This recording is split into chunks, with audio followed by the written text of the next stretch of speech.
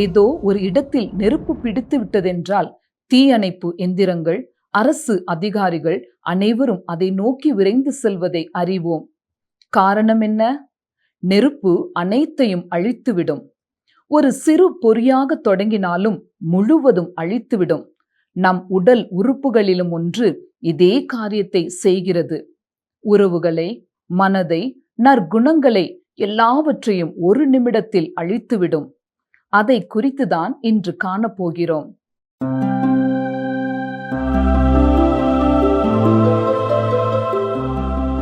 கர்த்தருடைய பரிசுத்த நாமத்திற்கு மகிமை உண்டாவதாக.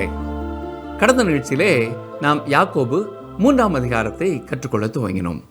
நம்முடைய நாவு எவ்வளவு முக்கியமானது, அது எவ்வளவு தீமை உள்ளது என்பதை சிந்திக்க துவங்கினோம். யாக்கோபு 3ஆம் அதிகாரம் 2ஆம் வசனத்தை பாருங்கள். நாம் எல்லாரும் அநேக விஷயங்களில் தவறுகிறோம். ஒருவன் சொல் தவறாதவனானால் அவன் பூரண புருஷனும் தன் சரீரம் முழுவதையும் கடிவாளத்தினாலே அடக்கி கொள்ளக்கூடியவனுமாய் இருக்கிறான். நாம் அநேக காரியங்களிலே தடுமாறுகிறோம்.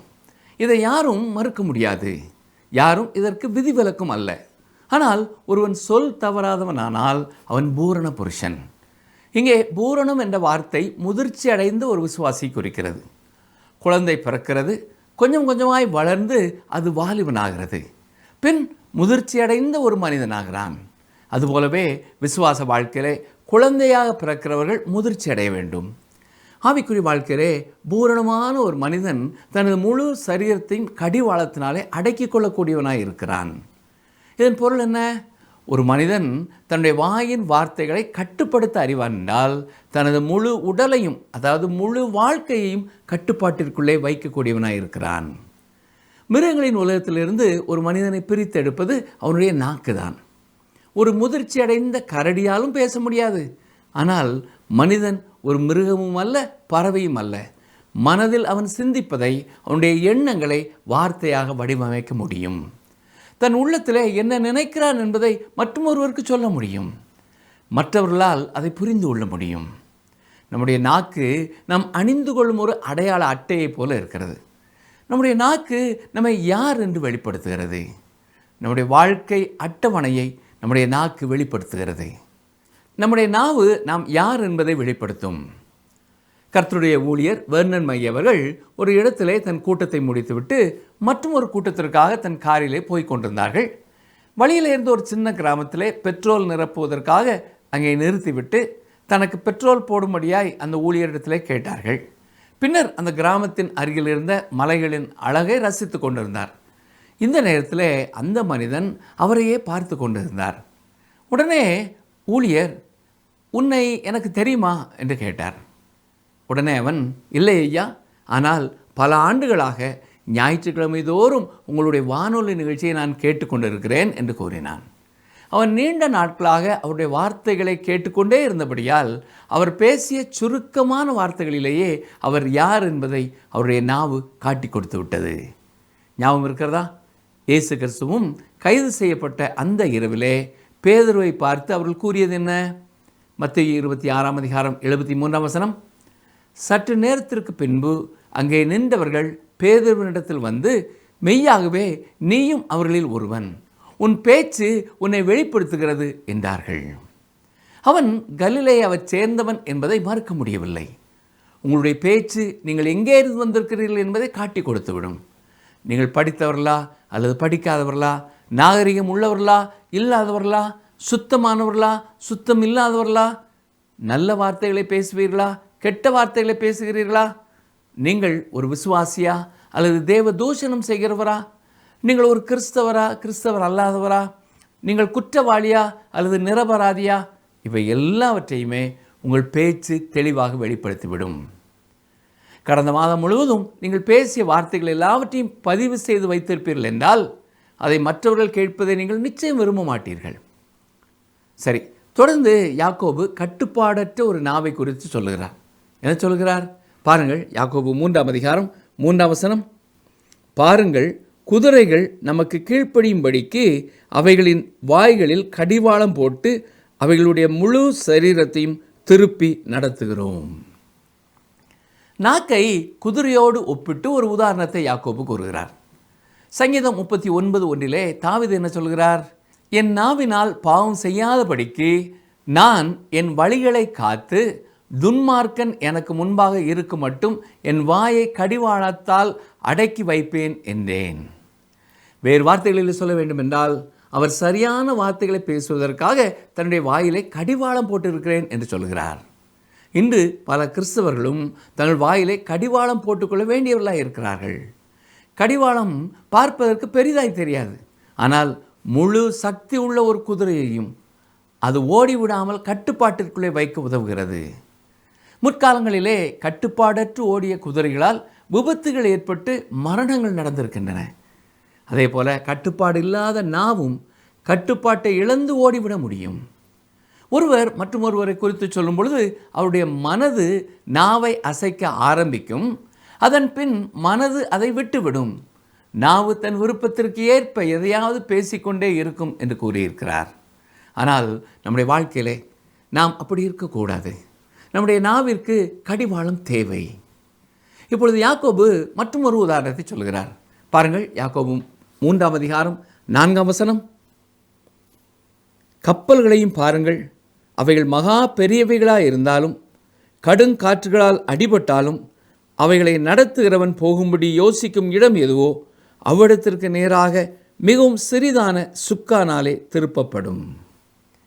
ஒரு சிலரே பார்த்திருக்கும் சிறிய சுக்கானாலே பெரிய கப்பல்களும் இயக்கப்படுகிறது. கடலிலே பெரிய புயல் அடிக்கலாம், ஆனால் அந்த பெரிய கப்பல் தன் விருப்பப்படி போகாமல் இருக்க சிறிய சுக்கானால் அதை திருப்ப முடியும். நம்முடைய நாவும் நம்முடைய வாழ்க்கை பாதையை திருப்ப முடியும். நாவின் வார்த்தைகளினாலே பாழாக்கப்பட்ட மனிதர்கள் உண்டு. சில நல்ல பெண்களின் பெயர் தவறான நாவுகளினாலே நொறுங்கி போயிருக்கிறது. ஓடி போகும் ஒரு குதிரையை விட அல்லது கடலில் அடிக்கும் ஒரு புயலை விட நாவு மிகவும் ஆபத்தானது என்று யாக்கோபு சொல்லுகிறார். குடி எத்தனை தனி நபர்களையும் குடும்பங்களையும் அழிக்கிறது என்பது நமக்கு தெரியும். ஆனால் மதுவை குறித்த எச்சரிப்பை விட நாவை குறித்த எச்சரிப்பு வேத புத்தகத்திலே கடுமையாக இருக்கிறது. பாருங்கள், நீதிமொழிகள் 6:16-17 வாசிக்கிறேன். 6 காரியங்களை கர்த்தர் வெறுக்கிறார், 7 அவருக்கு அருவருப்பானவைகள். அவையாவன: மேட்டுமையான கண், பொய் நாவு, குற்றமற்றவர்களுடைய இரத்தம் சிந்தும் கை. தேவன் வெறுக்கும் 7 காரியங்களில் ஒன்று பொய் நாவு. நம்முடைய நாவே நம்மை பிரச்சனைகளுக்குள்ளே வழிநடத்திவிட முடியும். இதை குறித்து எந்த சந்தேகமும் இல்லை. ஒரு கவனக்குறைவான வார்த்தை சண்டையை தூண்டிவிட்டுவிடும். ஒரு கொடூரமான வார்த்தை வாழ்க்கையை அழிக்கக்கூடும். ஒரு கசப்பான வார்த்தை வெறுப்பை தூண்டிவிடும். ஒரு கொடூரமான வார்த்தை தாக்கி கொள்ளக்கூடும். ஒரு கிருபையான வார்த்தை வழியை சீராக்கக்கூடும். ஒரு மகிழ்ச்சியான வார்த்தை ஒரு நாளை ஒளிரச் செய்யும். சரியான நேரத்தில் ஒரு வார்த்தை மன அழுத்தத்தை குறைக்கலாம். அன்பான ஒரு வார்த்தை குணமாக்கி ஆசீர்வதிக்கக்கூடும் என்று ஒருவர் கூறியிருக்கிறார். 2ஆம் உலகப் போருக்கு பிறகு இத்தாலியிலே 8வது இராணுவத்திற்கு ஜெனரல் மான்கொமரியின் பிரியாவிடை மிகவும் அருமையான ஒன்று. அவர்களிடத்தில் சொன்ன காரியம் இதுதான்: கட்டளை தனிப்பட்டதாக இருக்க வேண்டும், அது வாய்மொழியாக இருக்க வேண்டும். இல்லையெனில் அது வெற்றி பெறாது. ஏனெனில் அது மனித காரணியில் மூடப்பட்டுள்ளது. தொடர்ந்து அவர் பேசியதை கவனிங்கள். புதிய ஏற்பாட்டிலிருந்து ஒரு பகுதி என் மனதில் அடிக்கடி நினைவிற்கு வருகிறது என்று அந்த வசனத்தையும் கூறியிருக்கிறார். அந்த வசனம் என்ன? 1 கொரிந்தியர் 14:9. அதுபோல நீங்களும் தெளிவான பேச்சை நாவினால் வசனையாவிட்டால் பேசப்பட்டது இன்னதென்று எப்படி தெரியும்? ஆகாயத்தில் பேசுகிறவர்களாயிருப்பீர்களே. நீங்கள் புரிந்து கொள்ள எளிதான வார்த்தைகளை நாக்கால் பேசாவிட்டால் பேசப்படுவது எப்படி அறியப்படும்? நாங்கள் கடவுளின் வார்த்தையை கற்பிக்கும் போதும் அந்த வகையான நாக்கை கொண்டிருக்க விரும்புகிறோம். ஒரு சிறு குழந்தையும் பெரியவர்களும் புரிந்து கொள்ளக்கூடிய மொழியிலே நம் வார்த்தைகள் இருக்க வேண்டும். ஒரு முறை ஒருவர் கேட்ட கேள்வி இதுதான்: உலகத்திலே ஒரே செய்தி 9 வயது குழந்தைக்கும் ஒரு பல்கலைக்கழக பேராசிரியரையும் எவ்வாறு சென்றடைய முடியும்? இந்த கேள்விக்கான விடை எனக்கு தெரியவில்லை. ஆனால் தேவன் அவருடைய வார்த்தைகளை ஆசீர்வதித்து அந்தந்த வயதிற்கு ஏற்ப கொடுக்கிறார். இதைத்தான் நான் விசுவாசிக்கிறேன். சிறுவர்கள் சாப்பிடும் தின்பண்டங்களை அவர்களுக்கு எட்டும் இடத்திலே நாம் வைக்க வேண்டியது நம்முடைய கடமை. இயேசு கிறிஸ்துவும் பேதுருவினிடத்திலே சொல்லும்பொழுது, என் ஆட்டுக்குட்டிகளை மேய்ப்பாயாக என்றுதான் யோவான் 21:5 முதலாவது கூறினார். எனவே சிறுவர் ஊழியமும் மிக முக்கியமானது. பிள்ளைகள் புரிந்து கொள்ளத்தக்க விதத்திலே அவர்களுக்கு கற்றுக் கொடுக்க கர்த்தர் அநேக சிறுவர் ஊழியர்களை எழுப்ப வேண்டும் என்று ஜெபியுங்கள். உங்களுக்கு அந்த தாளந்தை கர்த்தர் கொடுத்திருப்பார் என்றால் உங்கள் திருச்சபையிலே மட்டுமல்ல, உங்கள் தெருவிலேயும் நீங்கள் அதை பயன்படுத்துங்கள். சரி, தொடர்ந்து யாக்கோபு 3:5-6 வசனங்களை பாருங்கள். அப்படியே நாவானதும் சிறிய அவயவமாயிருந்தும் பெருமையானவைகளை பேசும். பாருங்கள், சிறிய நெருப்பு எவ்வளவு பெரிய காட்டை கொளுத்தி விடுகிறது. நாவும் நெருப்புத்தான். அது அநீதி நிறைந்த உலகம். நம்முடைய அவயவங்களில் நாவானது முழு சரீரத்தையும் கரைப்படுத்தி ஆயுள் சக்கரத்தை கொளுத்தி விடுகிறதாயும் நரக அக்கினியினால் கொளுத்தப்படுகிறதாயும் இருக்கிறது. இந்த வசனத்தை அடிப்படையாக கொண்டுதான் இந்த அதிகாரத்தை புத்தகமாக எழுதிய ஒரு ஊழியர் அந்த புத்தகத்திற்கு நரகம் எரிகிறது என்று தலைப்பு கொடுத்திருக்கிறார். பல வகைகளிலே நாவு இதைத்தான் செய்கிறது. இந்த வசனத்திலே நரகம் என்பதற்கு பயன்படுத்தப்பட்டுள்ள கிரேக்க வார்த்தை ஜீனா என்பதாகும். இது பாதாளத்தை குறிக்க பயன்படுத்தப்பட்டிருக்கும் வார்த்தை அல்ல. இது நெருப்பு எப்பொழுதும் அணையாமல் இருக்கும் இன்னும் பள்ளத்தாக்கை குறிக்கிறது. லூக்கா 12:4-5 வசனங்களிலே இயேசு கிறிஸ்து இதைத்தான் கூறுகிறார்.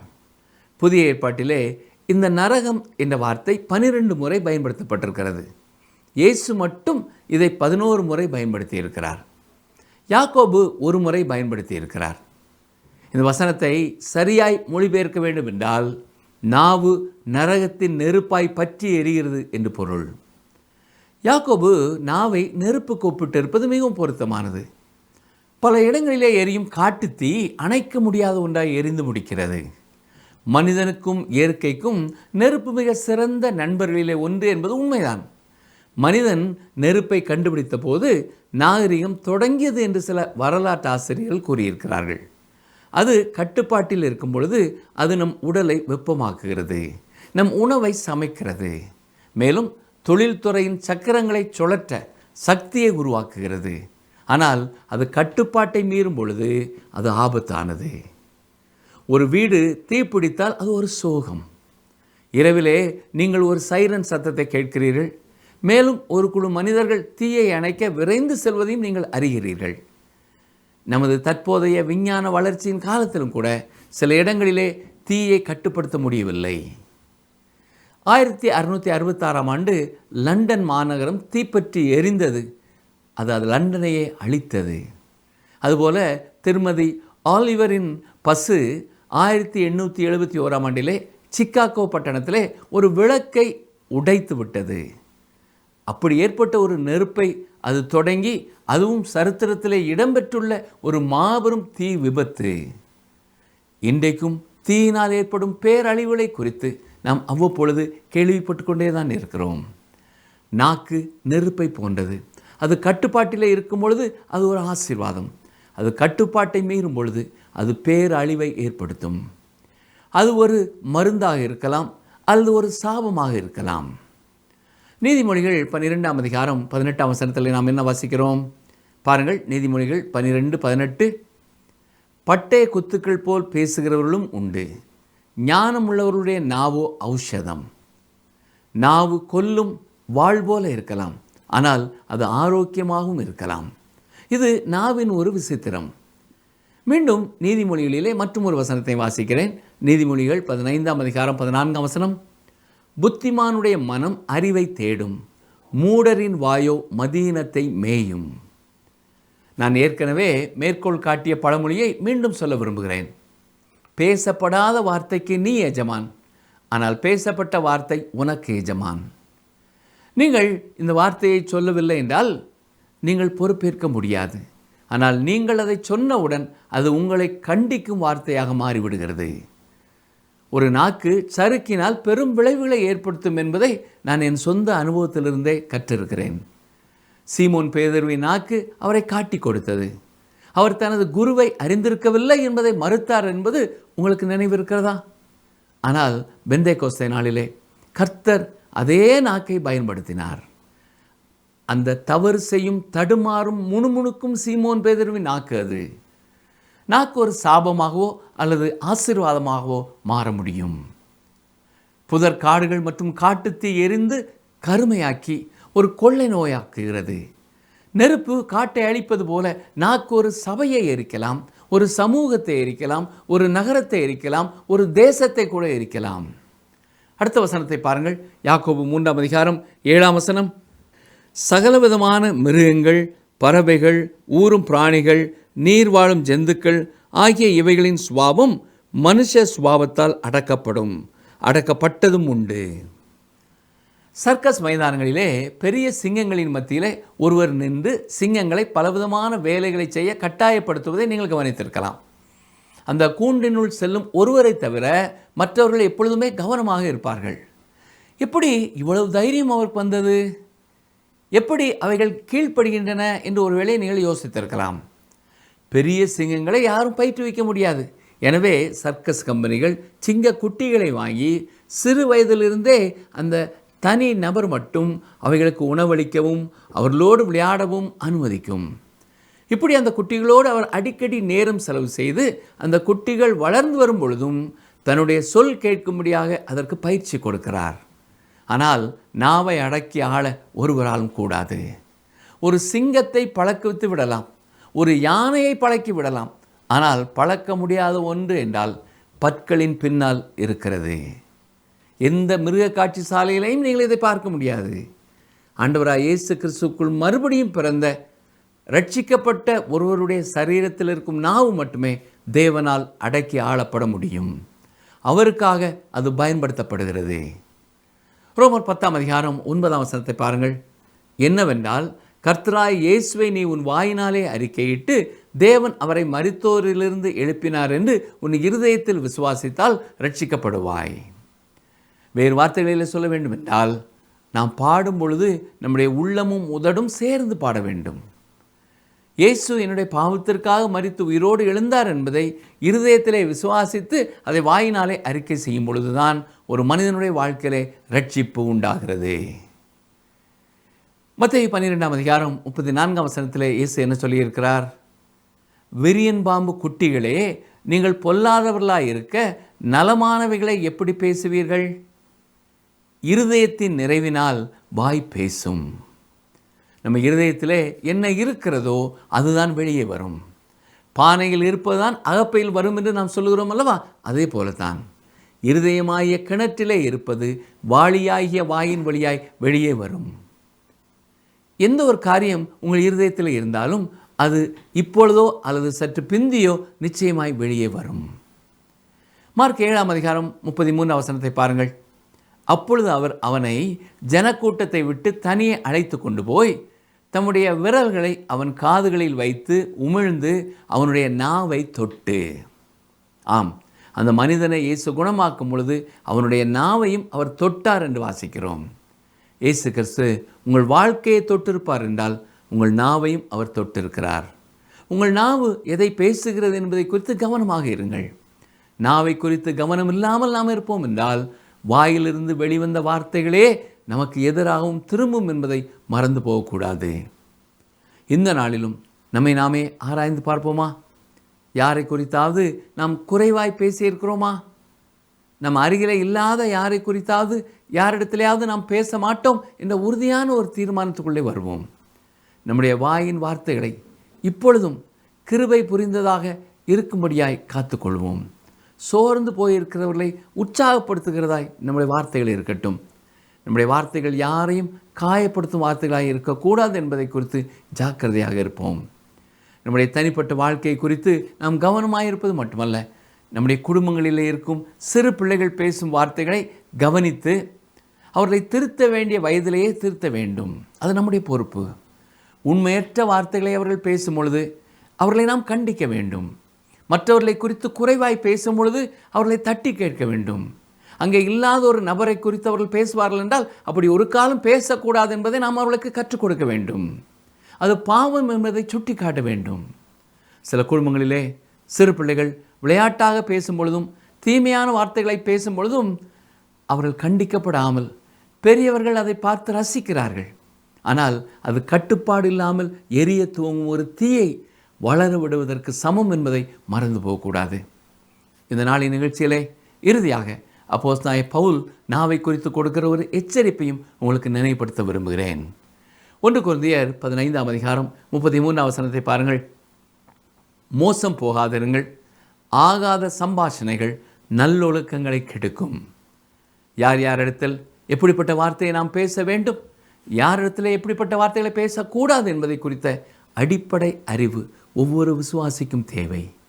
மனதிலே வருவதையெல்லாம் உடனே நாம் பேசுவோம் என்றால் நம்முடைய வார்த்தைகளே தவறான செயல்களை செய்ய நமக்கு அஸ்திவாரம் போட்டுவிடும் என்பதை மறந்து போகக்கூடாது. எப்பொழுது யாரிடத்திலே நாம் பேசினாலும் ஏற்கனவே யாக்கோபு மூலம் நமக்கு கொடுக்கப்பட்டிருக்கிற எச்சரிப்பை மனதிலே வைத்து பேசுவதற்கு நாம் பொறுமையாய் இருக்க வேண்டும். ஜெபிப்போமா. எங்களை நேசிக்கிறங்கள் நல்ல ஆண்டவரே, நாவு எவ்வளவு ஆபத்தான ஒரு உறுப்பு என்பதை யாக்கோபு தெளிவுபடுத்தியதற்காக உமக்கு நன்றி சொல்கிறோம். எங்கள் வாயையும் எங்கள் நாக்கையும் கூட ஒரு முறை உம்முடைய காலத்தில் நாங்கள் படைக்கிறோம் ஐயா. எங்கள் வாயிலிருந்து புறப்படுகிற வார்த்தைகள் மற்றவருடைய வாழ்க்கையை ஊண்ட கட்டுகிறதா இருக்கட்டும், அனைவரையும் உற்சாகப்படுத்துகிற ஒன்றாக இருக்கட்டும். யாரையும் வேதனைப்படுத்தும் வார்த்தைகள் எங்கள் வாயிலிருந்து புறப்பட்டு விடாதபடி உம்முடைய அன்பினாலே எங்களை நிரப்பி காத்துக்கொள்ளும். மீட்பர் இயேசு கிறிஸ்துவின் நாமத்தினாலே தாழ்மையோடு வேண்டிக் கொள்கிறோம் பிதாவே, ஆமேன். பிரியமானவர்களே, இன்று நாம் செய்த தீர்மானங்களை உள்ளத்தின் ஆழத்திலே பதித்து கர்த்தருடைய சித்தத்திற்குள்ளே நம்மை அர்ப்பணித்து என்றும் வாழ கர்த்தர் நமக்கு கிருபை செய்வாராக. ஆமேன்.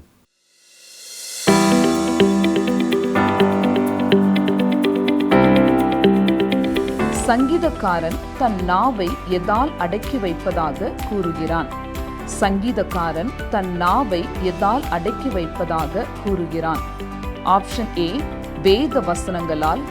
ஆப்ஷன் பி, கடிவாளத்தால். ஆப்ஷன் சி, ஆவியானவர் உதவியோடு. இன்றைய கேள்விக்கான சரியான பதிலை 9962032803 என்ற எண்ணிற்கு வாட்ஸ்அப் மூலம் அனுப்புங்கள். நமது ஆயுளையே அழித்து போடும் பயங்கர ஆயுதமாகிய நாவை குறித்து இன்று பார்த்தோம். இந்த நாவை ஆக்கவும் அழிக்கவும் பயன்படுத்தலாம். எரி நரகத்திற்கு நேரே நம்மை வழிநடத்தக்கூடிய இந்த நாவை நாம் எப்படி கட்டுப்படுத்துவது? பரிசுத்த ஆவியானவர் துணையோடு இயேசு கிறிஸ்துவின் நாமத்தில்தான் இதை நாம் மேற்கொள்ள முடியும். ஜீவனும் மரணமும் நாவின் அதிகாரத்தில் இருக்கிறது. இந்த நிகழ்ச்சி உங்களுக்கு பிடிச்சிருக்கா? அப்ப இப்பவே மிஸ்டர் கால் கொடுங்க. பரிசு வெல்றது நீங்களாவும் இருக்கலாம்.